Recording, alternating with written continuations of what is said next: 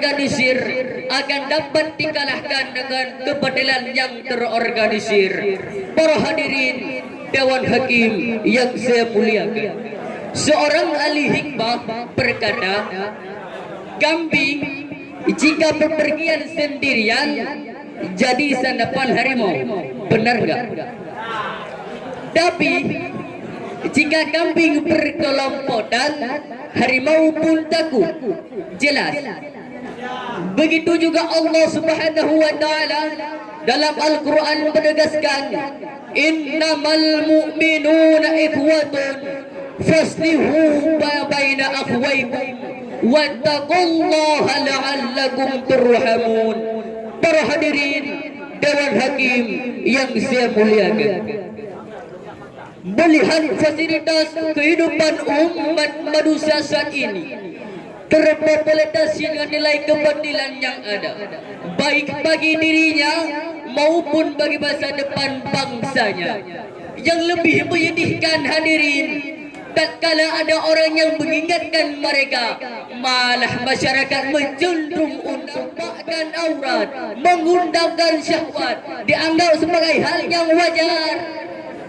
Tapi seorang kiai yang menegakkan amal ma'ruf nahi mungkar dianggap hal yang kurang ajar. Jelas. Ini kebatilan yang kita rasakan saat ini hadirin. Coba kita perhatikan.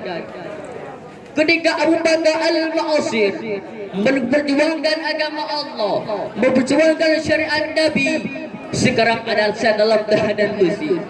Habib Rizik Syihab yang menjuangkan agama Allah dibaikkan habis-habisan, diduga sebagai hal yang teroris di dunia, dibaikkan habis-habisan, malah diusir dari negara sendiri. Apakah ini yang dinamakan dengan keadilan? Yang benar jadikan salah, yang jelas salah jadikan benar. Mereka merupakan pengkhianat kemungkaran dan pendukung utama dalam kemungkaran. Janji tinggal janji, bulan madu hayam mimpi. Jelas hadirin. Para hadirin Dewan Hakim yang saya muliakan, sayang 1000 kali sayang hadirin, negara kita sedang ditentram oleh penyakit kebatilan, kemunafikan, kemungkaran yang kikis habis nilai-nilai keislaman. Reformasi yang kita cita-citakan malah distribusi yang jadi kenyataan. Kebenaran, keadilan yang kita dapatkan malah kebatilan yang kita rasakan. Na'udzubillahi min dzalik. Thumma na'udzubillahi min. Para hadirin Dewan Hakim yang saya muliakan, coba kita renungkan hadirin, ketika Palestina dihantam oleh Israel, 23 hari agresi Zionis Israel membabat 1095 manusia tak berdosa di Gaza terbunuh.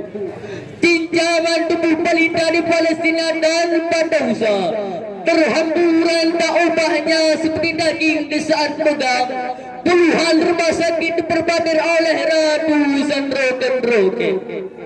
Awan Palestina mengeluarkan darah merah syuhada sambil mendengar percikan Allahu Akbar yang diakhiri dengan Inna lillahi wa inna ilaihi raji'un.